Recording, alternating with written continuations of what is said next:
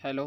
हाय बच्चों, मैं मुकेश सर अपने यूट्यूब चैनल के द्वारा, मेरा यूट्यूब चैनल है सागर स्टडी बाय मुकेश सर, मैं पुनः आपको हार्दिक स्वागत करते हैं।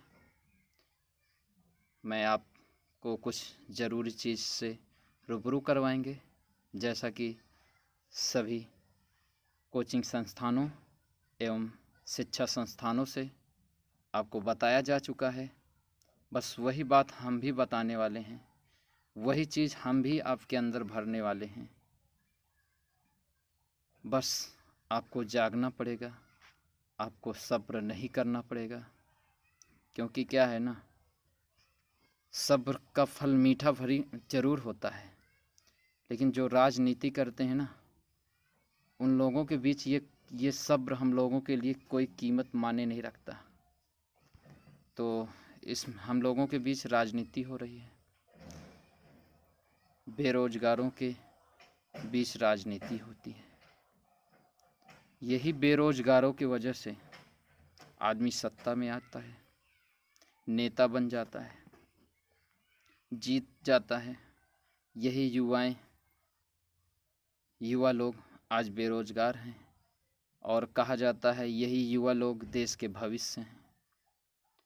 लेकिन तो अब तो यही मालूम पड़ता है, तो ये सब दुनिया का ढकोसला है, कह सकते हैं। केवल वोट लेना एक बहाना है, बाकी युवा कहकर, देश का भविष्य कहकर और 1 करोड़ नौकरी देने की बात कर कर वोट जीता जा सकता है, और वोट जीत भी जाते हैं। ऐसा सभी पार्टियां करती आई हैं। ठीक, तो हम खासकर मोदी सरकार से ज़रूर कहना चाहेंगे कि आपकी पार्टी कोई ऐसी पार्टी नहीं है जो बहुत बड़ी गठबंधन की पार्टी है, जिससे आपका काम चल नहीं पा रहा है। आपने पूर्ण बहुमत की सरकार बनाई है। आपको जो साथ मिला है, सबसे ज़्यादा साथ युवाओं से मिला है। वही युवा जो बेरोजगार हैं, उन्होंने ही आपको फर्श से अर्श तक ले गया है। आप उन्हीं को भूल जा रहे हैं। आप उनकी बात नहीं करेंगे तो निश्चित है कि हम लोग यही कहेंगे कि आप उन्हें भूल रहे हैं। तो टाइम आने पर आप याद करेंगे, तो ये तो अपना मनोरथ सिद्ध करने वाला काम हो गया। तो हम माननीय अपने प्रधानमंत्री जी से बस निवेदन ही कर सकते हैं, क्योंकि हम लोग पढ़े लिखे इंसान हैं। उनसे निवेदन करूंगा, उनसे गुजारिश करूंगा कि आप कम से कम इस कोरोना काल में सारी बात होती है, हर चीज़ की बात होती है। क्या देश के युवा सबसे बड़े मुद्दा नहीं है? क्या देश के युवाओं के लिए कुछ बातें नहीं हो सकती हैं? क्यों नहीं हो सकती हैं? तो बस इसीलिए हम लोग इस कैंपेन को शुरू कर रहे हैं, ताकि आप लोग जो भूल गए हैं ना, तो निश्चित है बहुत सारे काम में आप व्यस्त रहते हैं, बहुत ज़्यादा आपको काम रहता है। बेरोजगारों के बारे में सोचने का मौका नहीं मिलता। क्यों नहीं मिलता, ये भी मैं बता देता हूँ। इसलिए नहीं मिलता क्योंकि बेरोजगार शांत चुप बैठे रहते हैं। वो लोग मीडिया में नहीं आते हैं। मीडिया में आते हैं तो नेता लोग देखते हैं हाँ, किस चीज़ की दिक्कत है। लेकिन यदि देश का भविष्य सुधरेगा तो इन्हीं युवाओं से ही सुधरेगा, इन्हीं के द्वारा ही सुधरेगा। तो हम लोग इसीलिए अपने चैनल का सहारा लिया है, और हम सोच रहे हैं कि इस हमारे वीडियो को दूर दूर तक पहुंचाएं, हर उन सभी नेता लोगों के पास पहुंचे जो हम लोगों के चीज़ों को भूल जाते हैं। क्या जो लोग मीडिया में नहीं आते, क्या जो लोग टीवी पर नहीं आते, क्या वो लोग देश के भविष्य नहीं हैं? वोट के समय पे तो कोई मीडिया में नहीं आता, फिर भी बोला जाता है ये देश के भविष्य हैं। हमारे जो छात्र हैं इन्हें अच्छी शिक्षा दिया जाए, इन्हें हम इतनी जॉब देंगे। काफ़ी बड़ी बड़ी बातें होती हैं, तो वैसे ही बड़ी बड़ी बातें अब भी होने चाहिए। और जो जॉब मुट्ठी में जो जॉब निकलते हैं वो भी सालों साल 2 साल अटक जाती हैं। हम तो बस यही कहेंगे, कितना भी नियम कानून आप लगाए हैं, लेकिन हम तब तक नियम कानून खराब कहते रहेंगे जब तक पारदर्शिता अच्छी नहीं रहेगी। आप उस पर कड़े नियम लगाइए ना। लोगों को जो गलत करने वाले हैं उनको सही दवा नहीं दे पा रहे हैं। आप दवा दे रहे हैं लेकिन उनके लिए सही दवा नहीं मिल पा रही है। वो कहाँ से क्या कर लेते हैं। तो सफलतापूर्वक जो भर्ती निकले वो भर्ती हो। और हम चाहते हैं हमारे देश के जो युवा हैं, जिनकी एज चली जा रही है, जिनकी एज बर्बाद हो रही है, तो उनके जॉब से काफ़ी परिवार सुधर सकते हैं। तो काफ़ी लोगों का परिवार बिगड़ा जा रहा है, भविष्य बेकार होता जा रहा है। अगर एक बच्चे का भविष्य बर्बाद हो रहा है, तो अगर एक बच्चा भी मायूस होता है तो उनके साथ काफ़ी परिवार जुड़े हुए हैं, उनका भी भविष्य, उनके कई पीढ़ियों के भविष्य बर्बाद हो रहे हैं। क्योंकि जब एक कोई घर का जॉब पा जाता है तो वो पूरे परिवार को संयुक्त कर लेता है, पूरे परिवार को इकट्ठा कर लेता है, पूरे परिवार को ज्ञान देता है। बस जॉब के द्वारा ही कुछ शिक्षा आगे बढ़ सकती है, क्योंकि शिक्षा फ्री भी कर देने से शिक्षा में कोई बढ़ोतरी या गुणवत्ता होने वाली नहीं है। ये चीज़ सरकार करके देख चुकी है।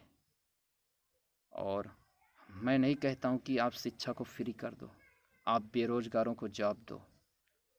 बेरोजगार युवा लोग, पढ़े लिखे युवा साथी, वो स्वयं ही ठीक कर लेंगे, स्वयं ही अपने बच्चों को शिक्षित कर लेंगे और देश को तरक्की के रास्ते पे खड़े कर देंगे।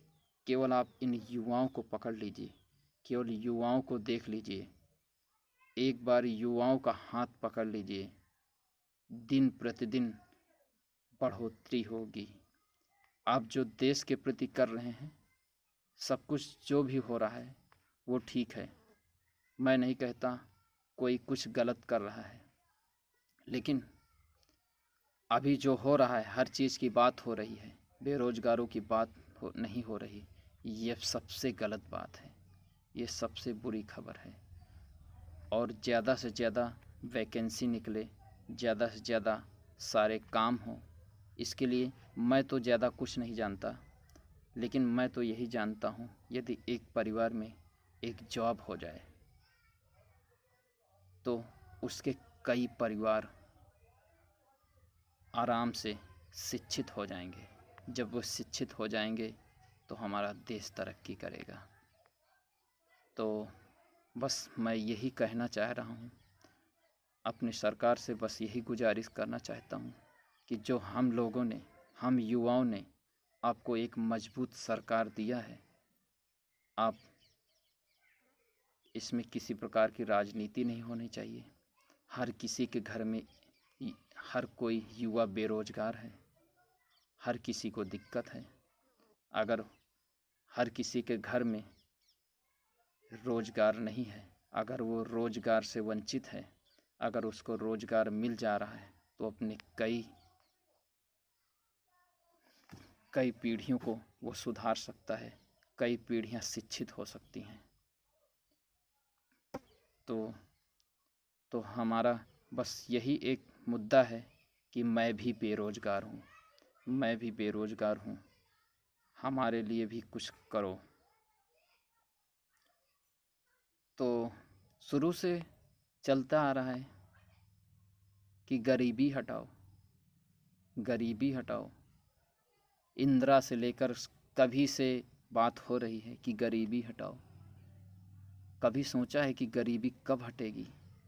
किन परिवारों को हमें उठाना चाहिए जिससे गरीबी हट जाए? वो ऐसे कौन से परिवार हैं, ऐसे कौन से चुनिंदा परिवार हैं जो गरीबी से अभी तक नहीं उभर पाए। ऐसे कौन से परिवार हैं जिनके घर में एक भी जॉब नहीं है? उनके बारे में सोचो, उनके बारे में एक बार सोच लो तो गरीबी अपने आप हट जाएगी, गरीबी अपने आप दूर हो जाएगी। वो भी लोग भी सोच रहे हैं भविष्य में हम कितना देश के लिए कर बैठे हैं। जितना हर कोई सोचता है उतना हर छोटे से छोटा गरीब भी सोचता है कि अपने हम देश के लिए क्या कर सकें, लेकिन उनके पास बस पैसे नहीं है। वो पैसे ना होने के कारण पढ़ भी नहीं पा रहे हैं। जो थोड़ा बहुत पढ़ाई पढ़ा है उसका कोई मतलब नहीं है देश में, उसके लिए कोई मायने नहीं रखता है। बस एक ही बात है, बेरोजगार हैं। ठीक है, तो मैं पुनः सरकार से आग्रह करूंगा कि जिन घरों में कोई जॉब नहीं है वो पूरी तरीके से परेशान हैं। जो बच्चे जॉब के लिए मेहनत करते हैं वो सालों साल इंतज़ार करते हैं। आप ऐसा ना करने दें और आप ज़्यादा वैकेंसी निकालें जिससे ज़्यादा लोगों को लाभ मिले।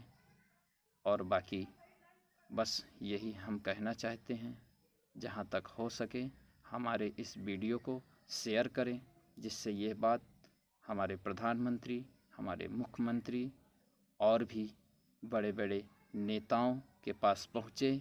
क्या नेताओं को, जो और छोटे छोटे नेता होते हैं, बड़ी बड़ी राजनीति करते हैं, या जो और भी अलग नेता होते हैं, उनको भी तो बेरोज़गारों की बात करनी चाहिए।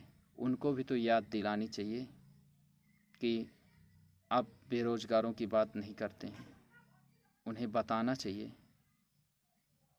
तो बस मैं यही कहना चाह रहा हूँ कि हमारे मैसेज को आप शेयर करें, ज़्यादा से ज़्यादा शेयर करें।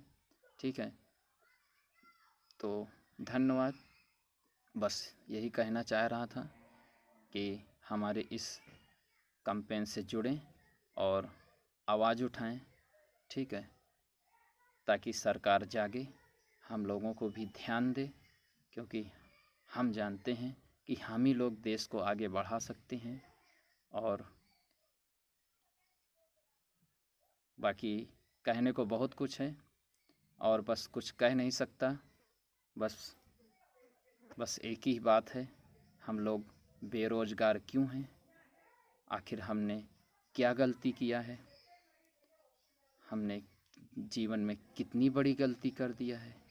हमने गलती किया है या जो सरकार पीछे गुजर गई उसने गलती किया है? हम पीछे वालों को अब दोष क्यों दें?